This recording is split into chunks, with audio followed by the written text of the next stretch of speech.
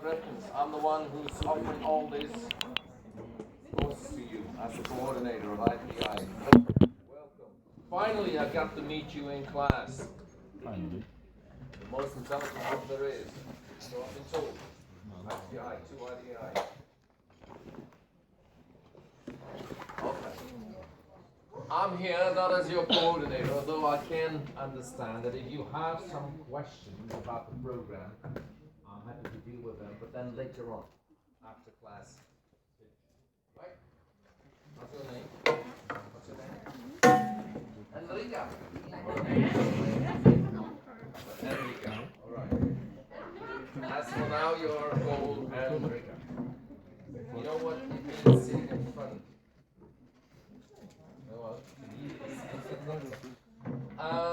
Like I said, this is me. This is the month, present month. And I'm going to tell you something about processes. Process management, visualizing organizational processes. Anyone having a question beforehand? No? You all speak English? Right. That makes it easier for me.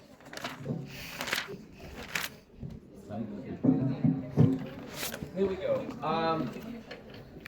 Up until now, you have been informed, you have been told all kinds of things about HRM, Human Research Management, to be the leader of the company later on, within 2 years.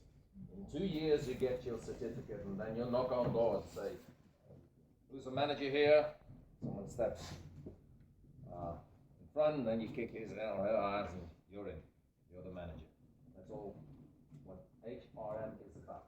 But being a leader, being a manager, being a director, you just give it a name, also means that you have to understand how to make, you have to have skills, you have to have knowledge of how to make your organization a bit lean. Lean and mean.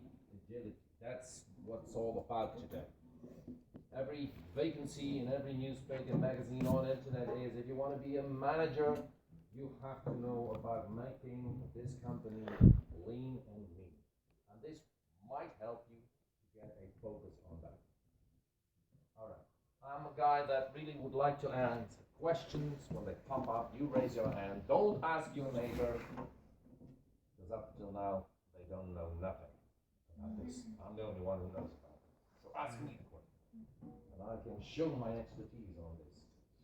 Right, Camilla? Thank you. Okay. The basis for this all is the model which is called the EFQM Excellence Model, which stands for the European Foundation for Quality Management.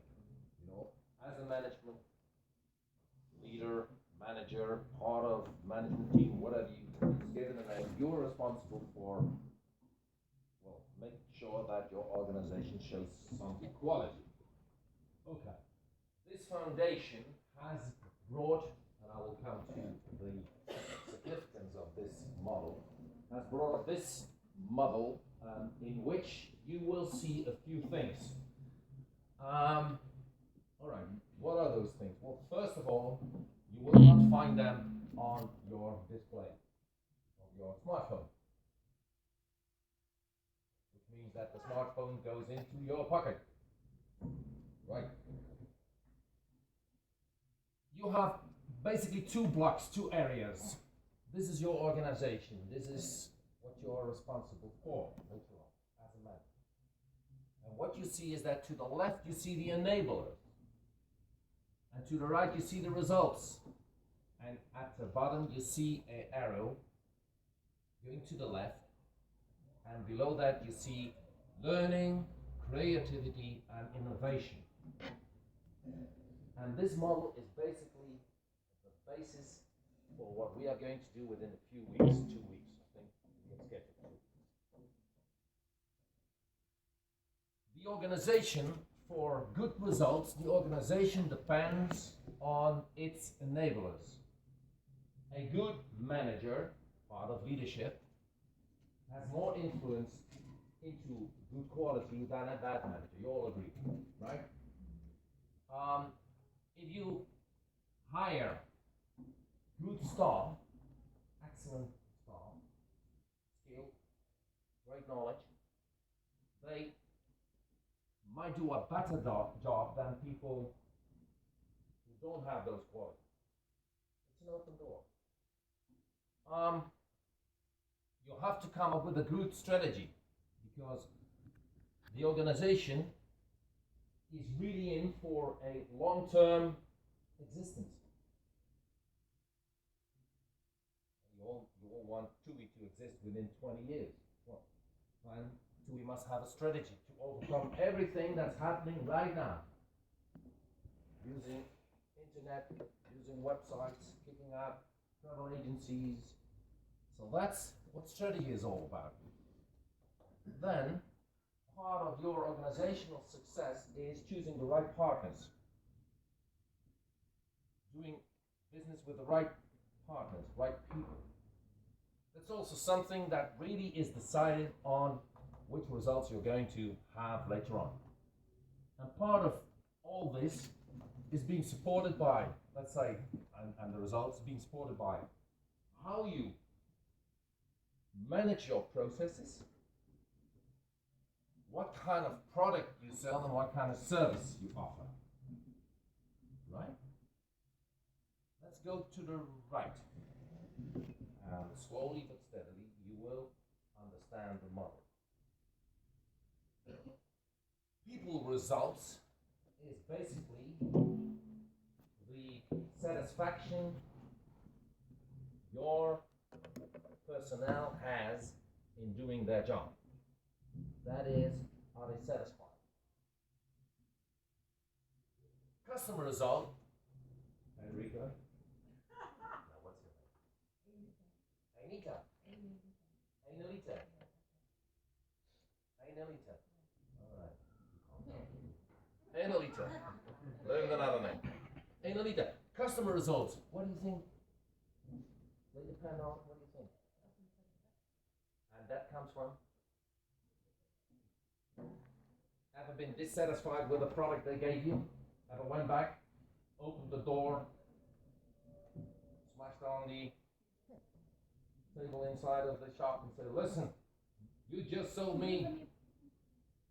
Never did that? Well, customer results depend on Employees. employees, the way they address you. On, yes. Service, definitely.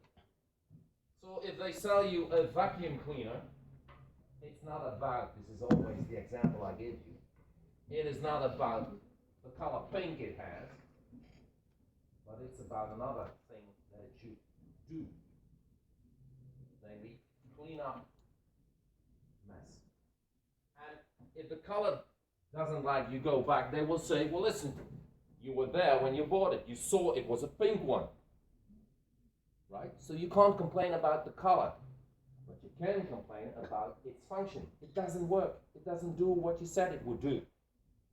That is basically customer results depending or basically relying on or building upon the products and the service being part of that. Society results. All right. Give me one company that has a bad image because of what? Careful. Why?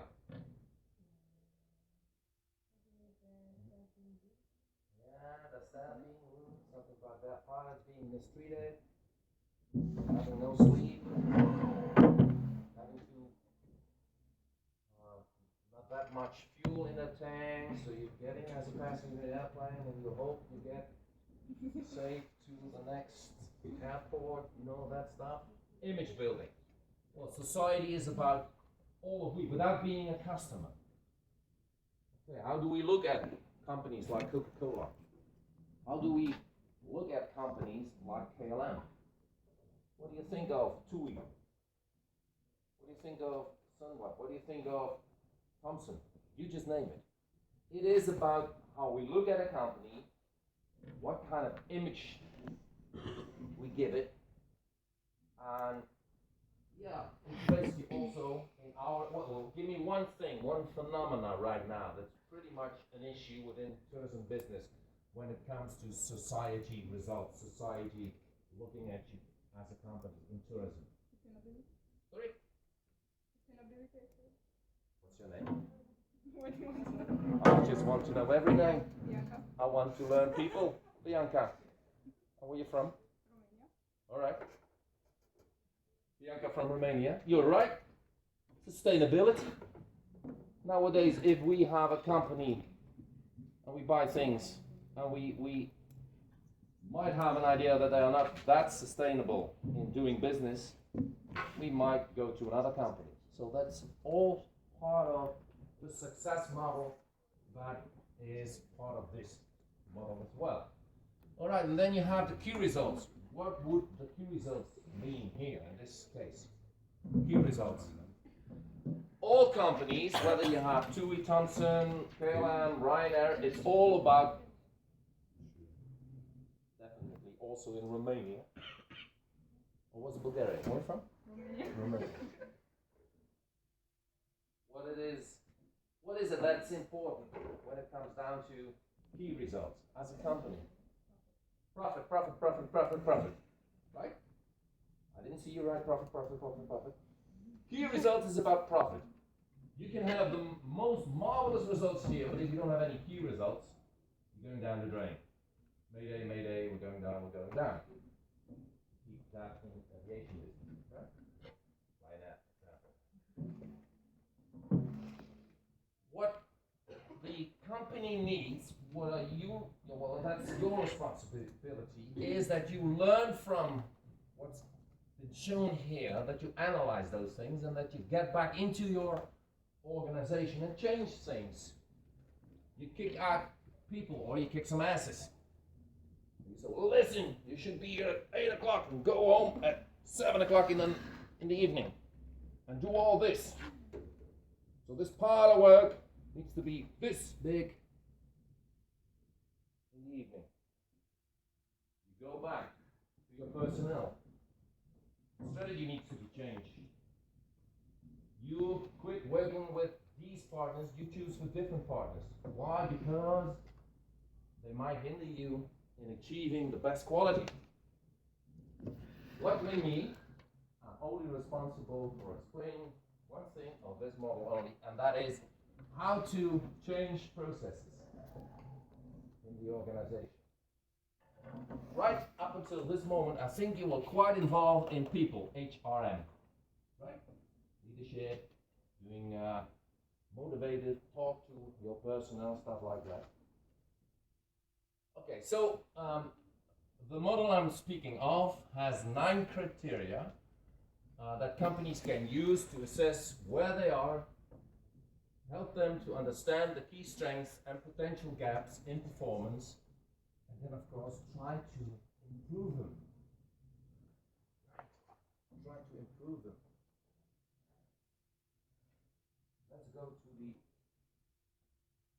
model once more. This is what I said, you know. The enablers cover what an organization does and how it does it. And the results is basically what the organization achieves in various areas. With the personnel, with the consumers, in society, and basically when it concerns the money.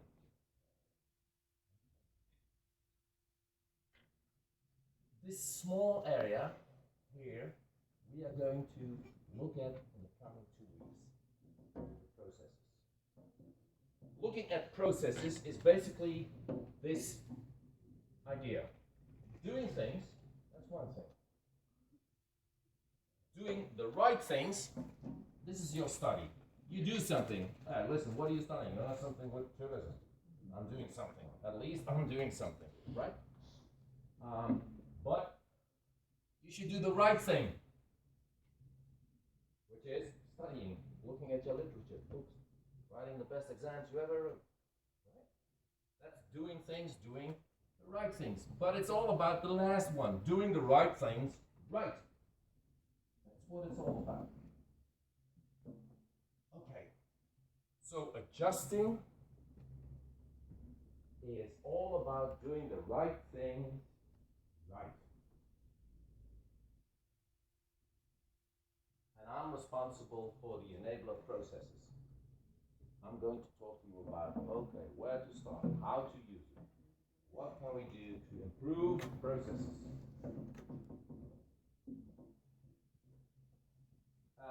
I think that we all agree to this one here.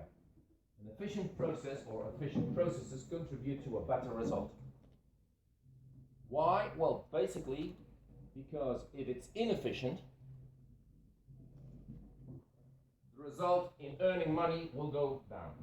You will have a decrease in your profit. People are doing things that are not really needed. You can't skip them. Those are inefficient activities that they do. So, better result. And for a better result, you have to be aware of something that is called process management.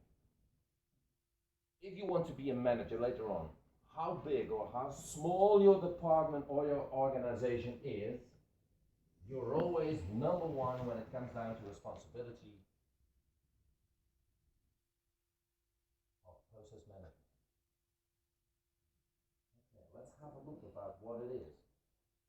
Process management is the application, being busy with, is the application of knowledge, skills, tools, techniques, and systems to define, visualize, measure, control, report, and improve processes with the goal to meet requirements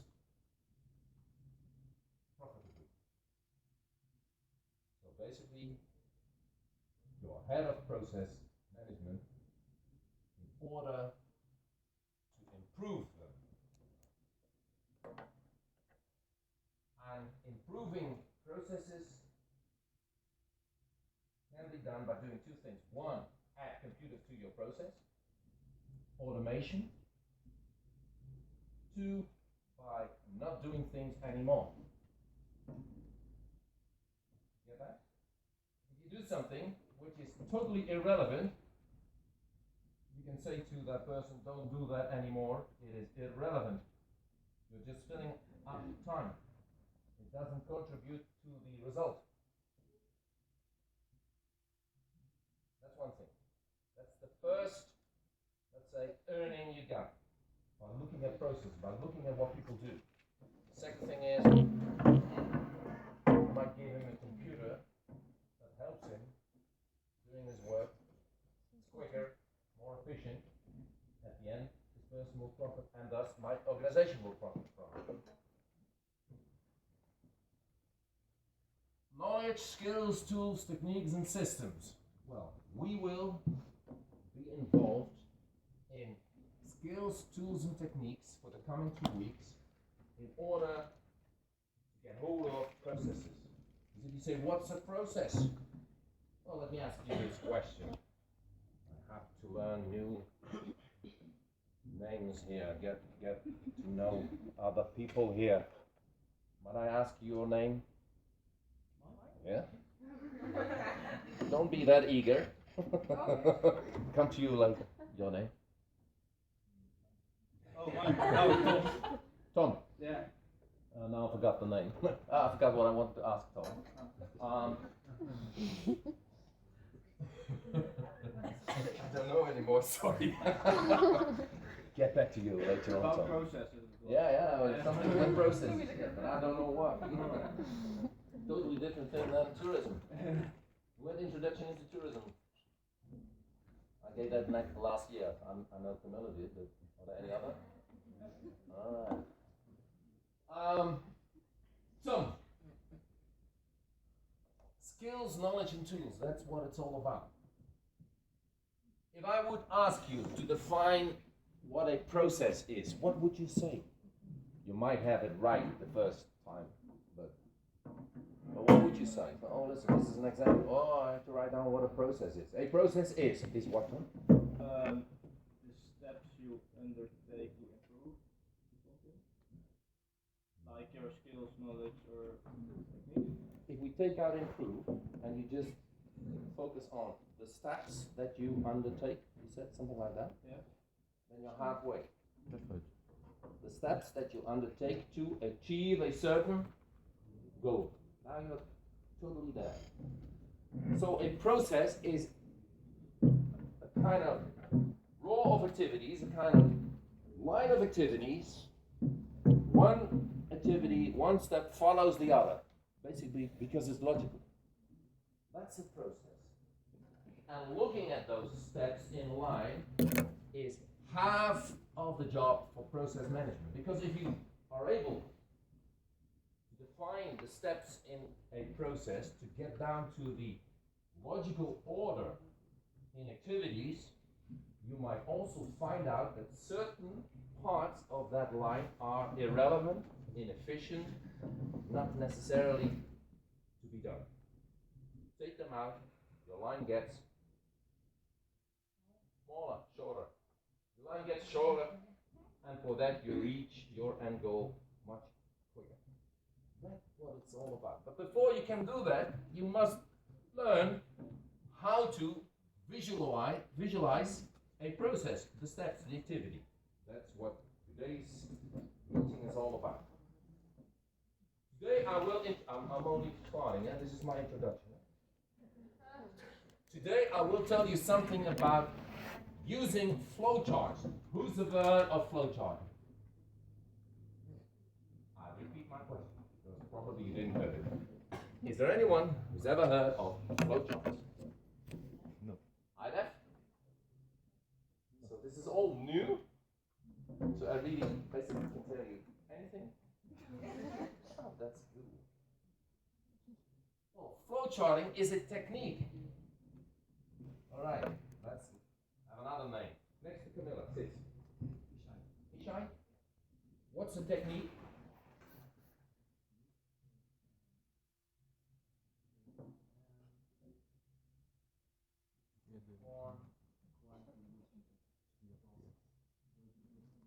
A way to do something, that's it. A way to do something. So today's mission for me is telling you that there is two ways in doing something, and that something is visualizing a process. So today I am concerned with the flowchart. Next week, IDEF. Two general, average, acceptable, adapted techniques in businesses. You need to be able to use a technique, visualize a process to, what Tom said, to show someone else these are the steps in this activity to reach that goal. And probably that you speak to the other person, say, well, listen, Tom, listen, which one can we take out because it doesn't make sense? Then you see something on a paper sheet or in a screen, and you can point it out. You say, well, this one, that goes wrong. Take it out, right? That's what today's all about. Two lectures. You see, I'm only introducing, the course and myself. 2 lectures, but also workshops using Microsoft Visio as a technique. Here we go. As a technique, visualize, draw a process. And we will do that in a computer room next week, week 10 and 11. But first, this meeting is all about flowcharts. Apart from the lecture, the first workshop you will have, because we will be divided in separate groups, the first workshop you have is learning how to draw flowcharts with Visio, and the second one is how to draw the same process, for example, with the technique of IDEF. What IDEF exactly is will be explained to you next week. Here you see a basic example of a flowchart. Well, is that something or not? Marina? No, not Marina. No. You're from Romania. Yeah. All right. Here you see a basic idea you have. You will see the simplest flowchart there is of plugging in a new lamp. I just figured out, okay, the old go home late at night, it's dark, you can get into your room, switch on the light, it doesn't work. Alright, what happens? Here we go. The S is a symbol. Flowchart, write it down. Flowchart works with symbols. So the symbol has an additional function. The symbol tells you something about what's happening, about the activity. Right? Okay, so you go home. Turn on the switch, the light doesn't work, and you come to the conclusion, God damn it, doesn't work. But you are doing this. This is an activity. Handshaking. Right? It's an activity. This symbol here stands for an activity, something that's being done. Then you go in and say, well, you ask yourself the question, did I plug the lamp in or not? So you go down and check it out. Yes, I did. Yeah. Well, then probably the bulb is not okay anymore. Should be replaced. Put a new one in. Or, forgot. I use my vacuum cleaner, so I have to replug it, so plug in a lamp again, whatever. You go on. What you see, that's basically the idea here, this is a decision. A decision in the process. Is the lamp plugged in? No. Yes. Okay. Followed by this decision, there's a new decision. All right, I plugged it in, so it must be replaced. It's broke. Yeah. No, it's not broke. Okay, then we have to repair the lamp. Something in the turner switch is broken down. Whatever. If it's a no or a yes, you can choose for another one. At some point, it ends. At some point, it ends. So this is the end symbol for this process. Right? Okay. Well, this is a physical process that you see here. A physical process. But our business is not about physical processes. Our business is about data administration. So, when we draw up a process within our tourism business, we are going to see definitely that there's input and there's output. Data, information, data coming in into the activity, and the activity is going to deliver an outcome, which is also called data or information. Within a physical process, you will not see that, but within an administrative process, you will see that. Okay. Let's visualize the mark registering process within our school. You all know Osiris. Some of you don't. You haven't written an exam up until now. Are you an exchange student, man? You're exchange students. Oh, where are you from? Finland. Wow. Portugal. Wow. Romania. I like it. You also exchange that? No. All right. Show me some things. Are there any other exchange students here? Where are you from? France. Same. Okay. Totally not used to have such a stupid person in front of class being called lecturer. Well, that's me. Welcome. That's a cool name. Very warm one. At least you've met your own hole. Yeah. All right. Thank God. There we go. Well, visualize the mark registration process. Now I understand what you don't know what Osiris is. Osiris is our registration.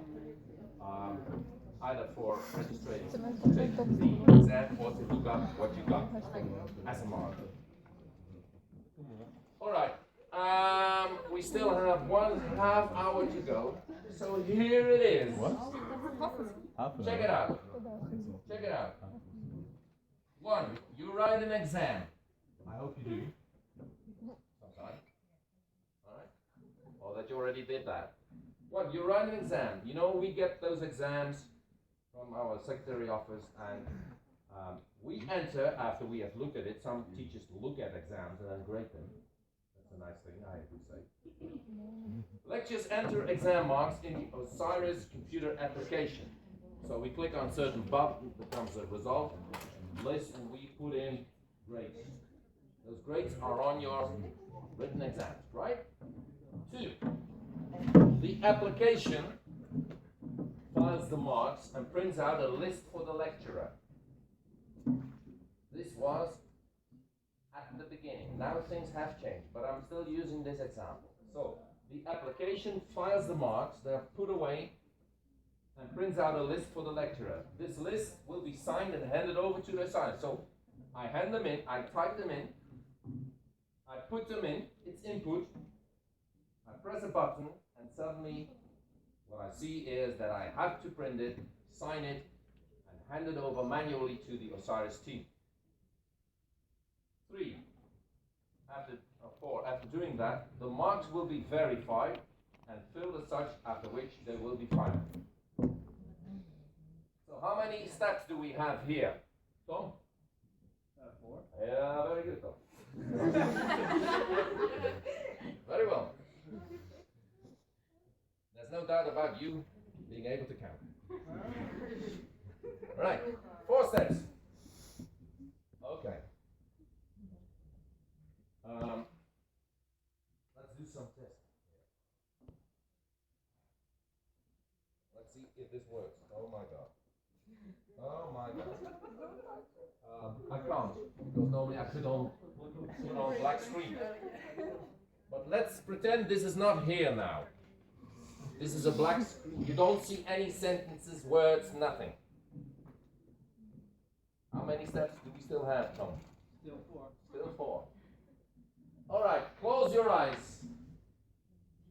Close your eyes. Ask your neighbor for a paper sheet. Ask your neighbor for a paper sheet and visualize this process here. Visualize this process here. I'll give you 5 minutes. I'll give you 5 minutes. Visualize.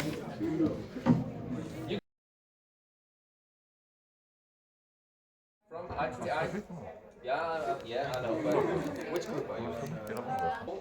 At least I learned again that the example without the technique learned to draw something is very hard. Was it hard? Yes, it was. Yeah, because you have to memorize what's happening, you have to visualize itself in your brain, and then try to make it as clear as possible. Let's skip that. Let's have a look at how flowchart is working, right? The first thing is, the process starts when lecturers enter exam marks in the Osiris application. That's when the process registering marks starts, right? You all agree? You can't start with the end. You always start at the beginning. This symbol is representing the actual beginning of the process. And we have not brought in, Muriel, the physical persons, but what you see here is a symbol, and then your question pops up immediately. Yeah, but where the heck do I get those symbols from? Well, there's a document you can study later on in the evening. I'll give you that one on Netscape.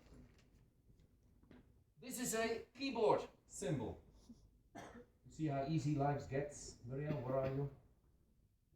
And just writing in this symbol what the keyboard is used for, putting it on the left side of the process means, hey, someone, probably well, that would be actually quite good, that the student is not entering the marks, but the teacher is. So someone like a teacher is using a keyboard to put in mark lists in a process being called registering marks. The application. Right? Next thing. Symbol for manual system input, using a keyboard, doing this. and a symbol for a process / start / activity. Okay. Next step. The application files the marks and prints out a list. So that is going to be shown at the right side of the activity. So the computer, this application, this program, this software application is filing, printing, and filing the marks. This is a symbol. I'll just put this one on top and beneath it. This is a symbol to make clear that something is being filed in a digital way. And the other one, this one, is a symbol for a document, in this case output, but it could also pop up to the left, and then you would say, well, there's a document coming in, a letter from someone. So to the left, we put the input, the data, which are being used for the activity, and to the right, we put the output, the result of the process. Any questions up until now? Is this clear? Yes, please.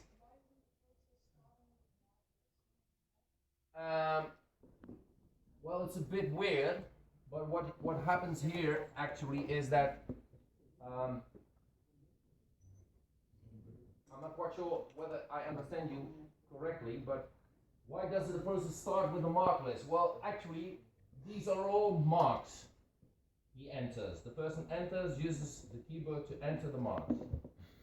And then what she, and that's why I'm forever grateful, what she showed here is the actual mark list to the right. Student number 1 has an 8, student number 2 has a 9. ID codes and marks. That's the result of this. This is the class list, names, ID codes, and the marks behind it. Whereas this mark list is this pile of individual exams being written with a mark on it. So what we could have done here is actually put an S to it, take that one out, and then would have made it perhaps a bit easier. Marks getting in through the keyboard, and it's being registered, and a mark list is produced, and they are also put away in the computer file. But now I see you looking, and I conclude from that I'm not quite clear here.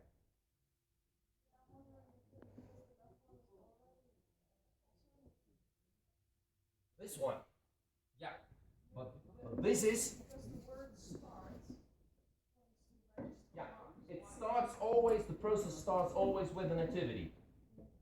Whereas, and in this case you're right, please remember that I said the physical activity is not being visualized. Only the data administration. Alright, up until now we have this. Input to the left, output to the right. The mark list will be signed and handed over. So there's something strange going on here. They call me or they put it in my pigeonhole, and what I see is the mark list that came out here. So, a bit strange it is, but the same mark list is coming back to me, and I have to sign it. I have to sign for it. So I really have to check that student number 2 is having that 9 on the list. My signed mark list is being used by the lovely ladies of Osiris to verify the marks within the same program. So what they actually do is they look at the list. No? Thank you. They look at the list and they check out what I put in and say, hey, pretty much the same. And they push the button and say, okay. Being called verification. Verification. They use my list, basically the list that came out. Marks will be verified, and to the right and filed, and to the right we get actually a file in the database which we call verified marks. Camilla always thought you were the best. I only have the best. Now you have trouble asking from now on. You're too fast, Camilla. Alright, but you're right. You're right. You're already thinking in terms of efficiency. The process ends with that. Marks will be final after verified and end of process. Here comes Camilla's remark. Why the hell is this actually necessary? If we would discuss about improving this simple process, I would say it's a bit weird. There is this teacher. He's been appointed to grade exams, so there is a kind of intellectual level in this guy. He fills out the marks, he puts the marks in the program, and then someone else is going to decide whether he's done that right or not. So they take out the mark list, I have to look at it, I sign it, and they are going to check it out once more. Irrelevant action. Irrelevant action. Because teachers never make a mistake.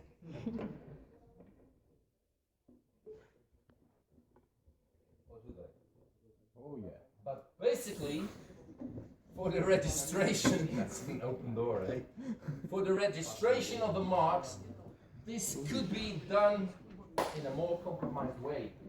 Why the hell should you produce a list and let him sign? He knows what he's entering. He knows it. Alright. There's a few things that come with flowcharting. One of the things is that you really have to be able to use the symbol document. There's going to be a symbol document on NetSchool where you can look up the symbol which you have to use for a certain situation. It would be easy if you would memorize that, but you can't even take it with you on writing the exam. So it's not necessary to learn it by heart. But you have to use those symbols. Those symbols more or less represent a certain, let's say, value. Process, input, etc.